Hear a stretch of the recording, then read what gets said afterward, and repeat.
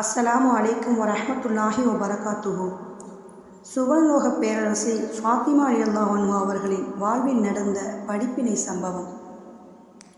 கண்மணி நபி ஸல்லல்லாஹு அலைஹி வஸல்லம் அவர்களுக்கும் கண்மணி ஃபாத்திமா ரலியல்லாஹு அவர்களுக்கிடையே இருந்து வந்த அன்புக்கு ஒரு எல்லை என்பதே இல்லை எனும் அளவுக்கு அன்பில் கலந்திருந்தார்கள். அருமை நபி ஸல்லல்லாஹு அலைஹி வஸல்லம் அவர்கள் மக்காவில் தெரு வீதிகளில் வீடு வீடாக சென்று மக்களை அல்லாஹ்வின் பாதையில் அழைக்கும் போதெல்லாம் மக்கள் கொடுக்கும் துன்பங்களை எல்லாம் நினைத்து நினைத்து அழுவார்கள். அருமை தந்தையின் முக தளர்ச்சியையும் உடல் பலவீனத்தையும் பார்த்து பார்த்து கண்ணீர் வடிப்பார்கள்.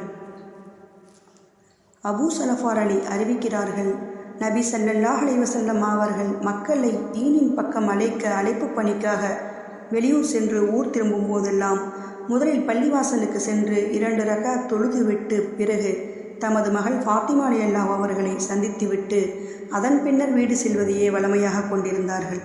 அவ்வாறே ஒரு பிரயாணத்தில் இருந்து திரும்பும்போது பிரயாணத்தினால் ஏற்பட்ட களைப்பு மற்றும் சோர்வுடனேயே ஃபாத்திமா ரலியல்லாஹு அவர்களின் வீட்டிற்கு சென்றார்கள். அருமை தந்தையை வரவேற்க வீட்டு வாசலுக்கு வந்த ஃபாத்திமா அலி அவர்கள் நபி ஸல்லல்லாஹு அலைஹி வஸல்லம் அவர்கள் முபாரக்கான முகத்தில் முத்தமிட்டு அன்னாரின் கோலத்தை கண்டு அழுதார்கள். அதனை கண்ட நபி ஸல்லல்லாஹு அலைஹி வஸல்லம் அவர்கள், என்னுடைய மகளே, ஏன் அழுகிறாய் என்று கேட்டார்கள். அதற்கு மகளார், கிழிந்த ஆடையும் புழுதி படைந்த முகமும் பரட்டை தலையும் குழி விழுந்த கண்களுமான தங்களின் இந்த நிலையை கண்டு அழுகிறேன் என்று கூறினார்கள். அதற்கு நபி ஸல்லல்லாஹு அலைஹி வஸல்லம் அவர்கள், எனது மகளே, நிராசையாகி விடாதே. உன்னுடைய தந்தையை எத்தகைய உயர்வான பொறுப்பை கொடுத்து அல்லாஹ் அனுப்பியிருக்கிறான் என்றால், ஒரு காலம் வரும், அந்த காலத்தில் இந்த பூமியின் மீதுள்ள குடிசை வீடாக இருந்தாலும் கோபுர வீடாக இருந்தாலும் அங்கே இந்த சன்மார்க்கத்தை நுழைத்தே தீருவான். கண்ணியமாகவோ கேவலமாகவோ அம்மக்கள் இஸ்லாத்தை ஏற்றே ஆக வேண்டும். இருளும் ஒளியும் பூமியின் மீது எங்கெல்லாம் வியாபிக்குமோ அங்கெல்லாம் இந்த கலிமாவும் வியாபித்தே தீரும், மக்களிடம் பேசப்பட்டே தீரும் என்று கண்மணி நபி ஸல்லல்லாஹு அலைஹி வஸல்லம் அவர்கள் அருளினார்கள்.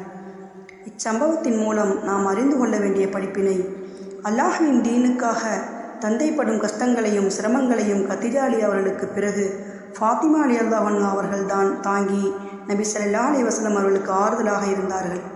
தந்தைப்படும் கஷ்டங்களை நினைத்து சதா அழுது கொண்டே இருப்பார்கள். இந்த தீன் உலகமெங்கிலும் உள்ள குடிசைகளிலும் மாளிகைகளிலும் பேசப்படும் என்று அன்று தனது அருமை மகளிடம் சொன்ன சுப செய்தி இன்று அல்லாஹ் புனித தாவத் தப்லீக் வேலையின் மூலம் கபூல் செய்துவிட்டான். சிறு வயதிலேயே ஃபாத்திமா ரலியல்லாஹு அன்ஹா அவர்கள் அல்லாஹ்வின் தீனுக்கும் அல்லாஹுடைய தூதருக்கும் உதவியாக ஆறுதலாக இருந்துள்ளார்கள். இது அல்லாஹ் அவர்களுக்கு கொடுத்த மிகப்பெரிய பாக்கியமாகும்.